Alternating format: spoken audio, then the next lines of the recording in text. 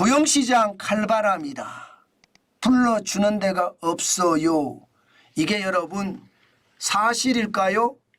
사실입니다. 여러분 이거 한번 보세요. 6월 취업자 수 증가 폭 9만 6천 명 늘어났는데 그쳤습니다. 10만 명이 못 늘어났어요. 작년에 2281만 2천 명 증가 취업자 수가 됐거든요. 전체 취업자 수가.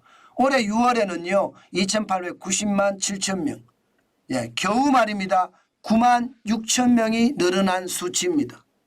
문제는 제가 9만 6천 명이라도 늘어났네. 여러분들은 그렇게 말씀을 하실 것 같아요. 그런데 왜 고용시장이 칼바람이라고 달았느냐. 여러분 이거를 보세요.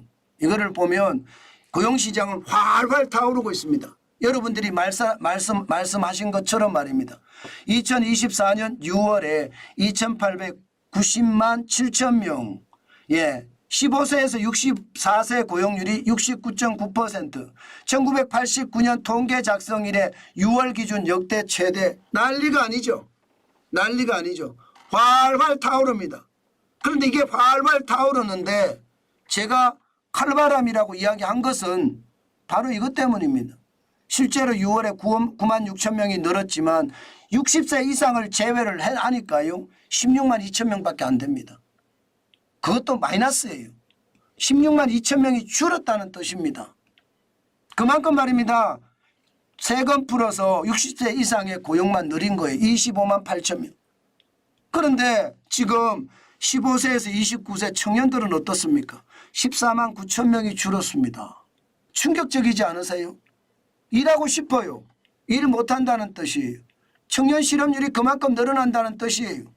40세에서 49세 경제 허리도 10만 6천 명이 줄었습니다. 40대가 여러분 그만큼 심각하다는 거예요. 경제 허리까지 꺾였다는 뜻입니다. 늘어난 게 겨우 말입니다. 30세에서 39세 9만 1천 명 늘어난 데 그쳤고요. 50에서 59세 2천 명 늘어났습니다. 이것도 말입니다.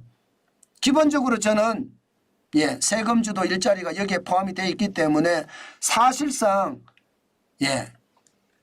불러주는 데가 없다. 일하고 싶어도 불러주는 데가 없다. 그렇게 말해도 틀리지 않는다는 뜻으로 해석합니다. 야, 진짜 심각하죠. 지금 청년은요 진짜 심각합니다. 6월 현재 청년 실업률이 지금 보시다시피 6.2%입니다. 5월에 6.7%보다 낮아졌다고 하지만 실업자가 251만 명이나 됩니다. 이게 5월 기준이거든요. 251만 명. 그런데 이거는요 시간이 지나면 지날수록 더 커집니다. 실업자는. 실업자가 더 많아진다는 뜻이에요. 지금 청년들이 엄마 아빠 미안해. 나도 취업하고 싶어. 그렇게 이야기한다고 이야기하는 거 틀리는 말이 아니라는 뜻이에요. 그런데도요 시장은 굉장히 좋다만 하잖아요.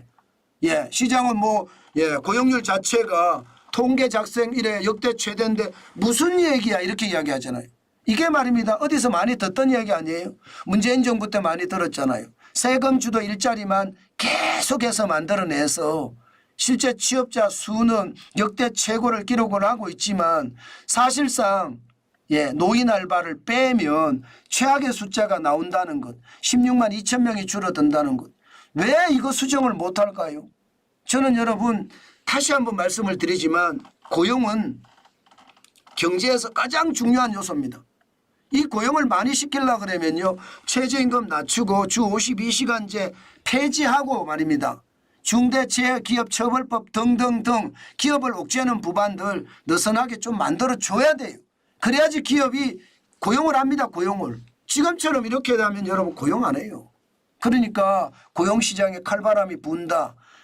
불러주는 데가 없어요. 이렇게 이야기하는 게 틀리는 말이 아니죠. 더 심각한 거 제가 보여드릴까요? 더 심각한 거. 청년도 진짜 심각하지만요. 내수 침체도 고용시장에 칼바람을 불게 합니다. 내수 침체. 내수 침체의 대표적인 건설업 보세요. 건설업. 6만 6천 명이 줄었습니다. 도소매업 5만 1천 명이 줄었습니다. 부동산업 1만 5천 명이 줄었고요. 여기에 임대 서비스업 6만 2천 명 줄었습니다. 교육 서비스업 6만 3천 명이 줄었고요. 장난 아니죠. 지금 보건복지 사회 서비스업이 12만 명이 늘어났는데 세금주도 일자리만 늘어나지 지금 제조업도 9천 명이 늘어났는데 그쳤고요. 다행히 음식 숙박업은 4만 7천 명이 늘어났습니다. 정보통신업은 7만 5천 명이 늘어났고, 그러나 내수가 지금 무너져서 지금 심각하다는 거 보이시죠? 게다가 건설업은요 지금 그 어느 때보다 힘들다 이렇게 이야기합니다. 게다가 지금 여러분 장마까지 왔는데다가 폭염까지 왔잖아요. 그러니까 건설 현장에서 일하는 사람들이 굉장히 많이 줄었고요. 건설 현장에서 일하는 사람이 줄었다는 것은 내수가 그만큼 침체됐다. 고용시장에 칼바람이 진짜 분다. 이 말이 틀린 말이 아닙니다. 저는 개혁해야 된다. 개혁해야 된다. 제가 목이 터져라 외쳤습니다. 그러나 윤석열 정부는 지금 개혁해야 될 핵심 대상들은 개혁을 하지 않고요. 변죽만 울리고 있습니다. 이것이 고용시장의 최악의 상황. 저는 몰고 간다고 봅니다. 이대로 가면 6월이 이렇죠. 7월은 더 어려워질 거예요. 장마에 여러분 장마에다가 폭염에 이렇게 되면 유럽의 7월의 취업자는 최악의 상태로 갈 수 있습니다. 저는 이거 정신 차리지 않으면 안 돼요. 예. 늘 이야기하잖아요. 바보야 문제는 경제야. 이 말 저는 많이 듣잖아요. 전 세계가 경제를 잘못하니까 정권이 다 바뀌었어요. 지금 윤석열 정부가 경제를 못하는 것을 보면 이거 뭐 안 봐도 뻔한 것 같아요. 지금처럼 가면 최악의 상태가 되겠다. 그 말 저는 보이는 것 같습니다. 여기에다가 실업자들도 말이 2.9% 실업률이 이렇게 낮은가 이야기하지만 이게 다 이렇게 말하면 좀 그렇긴 하지만 조작된 수치입니다. 이게 뭐 조작을 하려고 조작은 안 한 거겠지만 그만큼 말입니다. 세금주도 일자리만 넘쳐나고 그러니까 85만 7천 명이 실업자라고 하는데 이게 주변에 보면 100만 200만 된다고 생각하는 것도 쉽잖아요. 그냥 쉬었으면 얼마나 많습니까? 비경제 활동 인구가 얼마나 늘어납니까? 그런 것을 생각하면 6월 달에 실업률이 2.9%다. 그리고 실업자가 85만 7천 명이다. 우리는 이 지표 자체가 시장에 전혀 안 먹혀요. 이런 지표 왜 만들죠 여러분? 저는 그런 생각이 들어요. 미국에는요 고용지표가 나오면 주가가 들썩들썩합니다. 고용지표가 좋으면 이게 뭐 주가가 폭등을 했다가 또 고용지표가 나쁘면 폭락을 했다가 요즘 같을 때는 또 반대로 되죠. 고용지표가 나쁘니까 시장은 폭등을 하고요. 뭐 고용지표가 좋으면 폭락을 하고 이게 되잖아요. 우리는 고용지표 발표해도요 시장에 미동조차 없습니다. 미동조차. 그만큼 말입니다. 이게 죽은 지표라는 거예요. 죽은 지표. 죽은 지표가 좀 그런가요? 썩은 지표라고 하는 게 맞을까요? 썩은 지표라는 뜻이에요. 그러니까 이런 걸 왜 만들어내는지를 모르겠어요.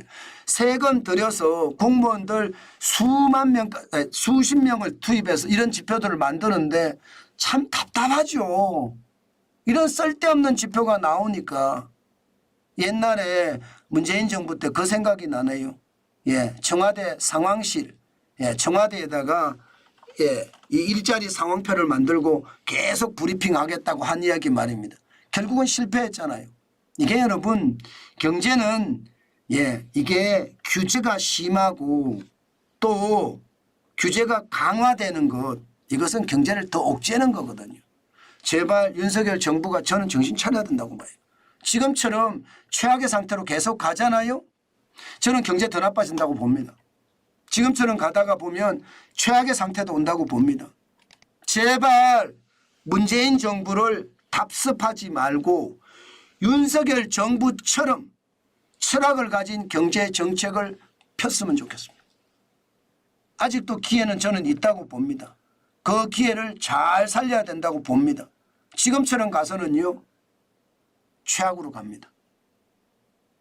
대통령이 경제를 모르는 것 같거든요. 공부를 좀 해야 돼요. 그래야지 경제에 대해서 많이 알고 시장의 접근도도 굉장히 빨라지지 않을까. 저는 그렇게 생각합니다.